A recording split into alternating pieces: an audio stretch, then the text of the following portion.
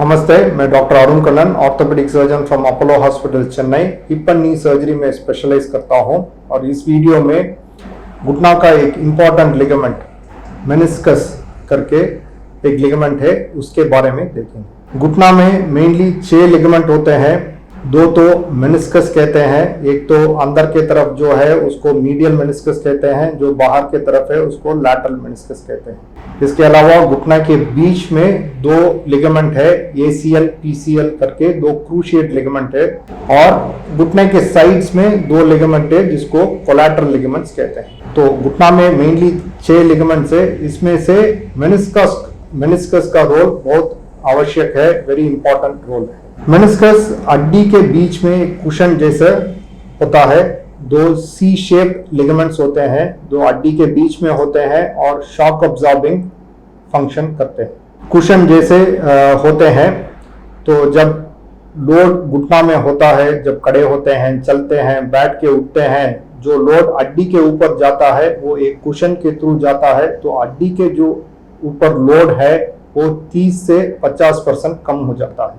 जब ये मेनिस्कस अगर नहीं है या टूट गया या काम नहीं कर रहा है, ये जो एक्स्ट्रा लोड है 30 से 50% एक्स्ट्रा लोड सीधा हड्डी के ऊपर पहुंचता है, और जब बहुत टाइम पे मेनिस्कस का काम नहीं है, जैसे टूट गया, वो काम नहीं कर रहा है और हम नॉर्मल एक्टिविटीज कर रहे हैं, ये डायरेक्ट लोड हड्डी के ऊपर जाने से आर्थराइटिस ओवर टाइम बन जाता है। आर्थराइटिस मतलब घुटना में जो डैमेज है, हड्डी डैमेज होता है, हड्डी के ऊपर जो कार्टिलेज है वो भी डैमेज होता है, इसी को आर्थराइटिस कहते हैं। जब आर्थराइटिस हो जाता है यूजुअली रिवर्सिबल नहीं है, तो इसीलिए जो मेनिस्कस का जो कुशन का रोल है वो बहुत इंपॉर्टेंट है। पर ये मेनिस्कस कैसे डैमेज होता है, कैसे टैर होता है? एक तो जब चोट होता है खेलने के समय या 2 व्हीलर एक्सीडेंट के समय, ये मेनिस्कस टूटने का चांसेस होते हैं। जैसे हम गिरते हैं या मोटरसाइकिल पे जाके उधर से हाई वेलोसिटी पे गिर जाते हैं, उस समय ये मेनिस्कस टूट सकता है, पर ये थोड़ा सा अनकॉमन है। सबसे ज्यादा मेनिस्कस इंजरी होते हैं जब घुटना में दूसरा लिगामेंट डैमेज हो गया।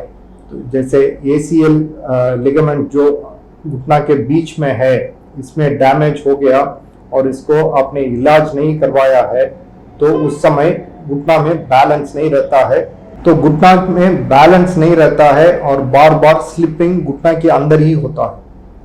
तो ACL का जो फंक्शन है वो बैलेंस मेंटेन करने का है।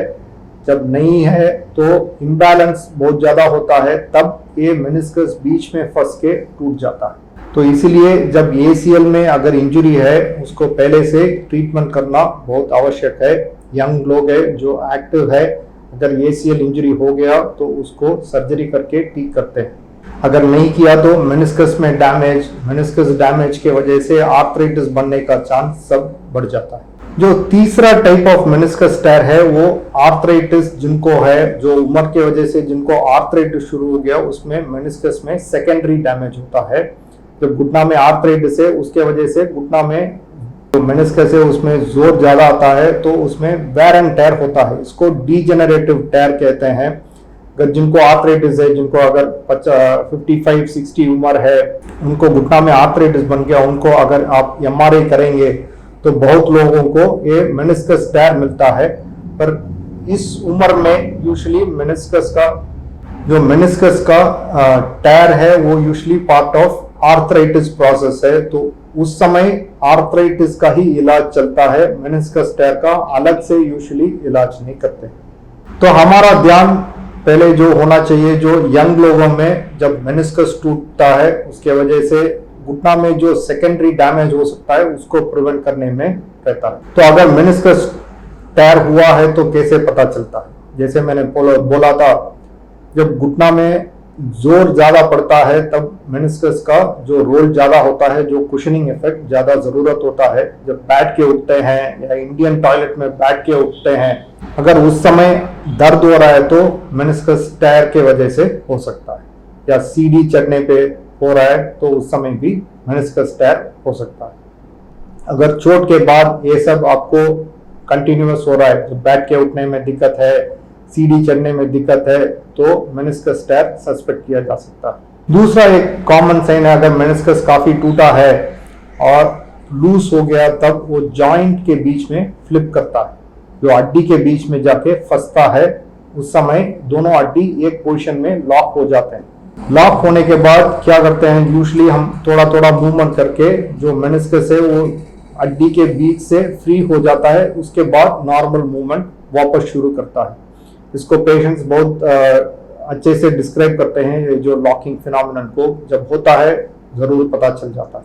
तो अगर ये साइंस के साथ डॉक्टर के पास आ रहे हैं तो यूजुअली हम ये सुन के और फिजिकल एग्जामिनेशन करके मेनिस्कस टेयर डायग्नोज कर लेते हैं, पर कंफर्मेशन के लिए एमआरआई करते हैं। एमआरआई मेनिस्कस टेयर्स के लिए सबसे बेस्ट इन्वेस्टिगेशन है, जो क्लियरली मेनिस्कस को दिखाता है कहाँ टेयर हुआ है, कितना दूर के लिए टेयर हुआ है, पूरा टेयर है कि नहीं है, वो सब एमआरआई में यूजुअली पता चल जाता है। तो एमआरआई में कंफर्म हो गया तो नेक्स्ट डिसाइड करना है क्या ट्रीटमेंट है।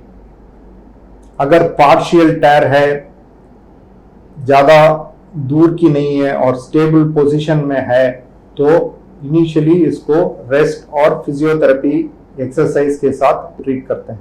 इस पोजीशन में मेनिस्कस पे ज्यादा जोर पड़ता है, जैसे स्क्वाटिंग करने के समय या सीढ़ी बहुत देर से उठने के समय, उस समय जो एक्टिविटीज में स्ट्रेन होता है वो एक्टिविटीज को रोकना पड़ेगा, फिजियोथेरेपी करना पड़ेगा और धीरे धीरे एक्सरसाइज करके घुटना का स्ट्रेंथ मेंटेन करने से बहुत लोगों को ये जो पार्शियल टेयर्स है वो हील हो सकता है। तो यूजुअली 3 महीने ये सब ट्रीटमेंट्स करते हैं, जिसमें बहुत लोगों को जो पार्शियल टेयर है वो सब हील हो सकता है। अगर 3 महीने से ज्यादा है या पूरा टेयर है जो अनस्टेबल है, जो जॉइंट के अंदर फंसता है, तो ऐसा वाला टायर्स में यूजुअली सर्जरी का जरूरत पड़ता है। सर्जरी यूजुअली की होल सर्जरी होता है, जो दूरबीन से करते हैं।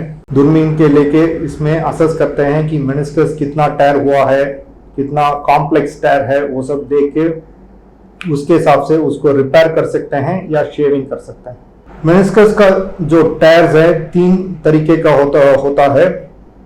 एक तो जो पेरिफेरल रीजन कहते हैं, जो मेनिस्कस का बाहर पोर्शन में है, उधर ब्लड सप्लाई अच्छा होता है तो इसको रेड जोन टायर कहते हैं। और जो मेनिस्कस का बीच वाला पोर्शन में है उसमें ब्लड सप्लाई होता है पर इतना अच्छा नहीं है, तो इसको रेड वाइट जोन कहते हैं। जो मेनिस्कस का इनर पोर्शन है उसमें ब्लड सप्लाई बहुत कम होता है तो उसको वाइट जोन कहते हैं।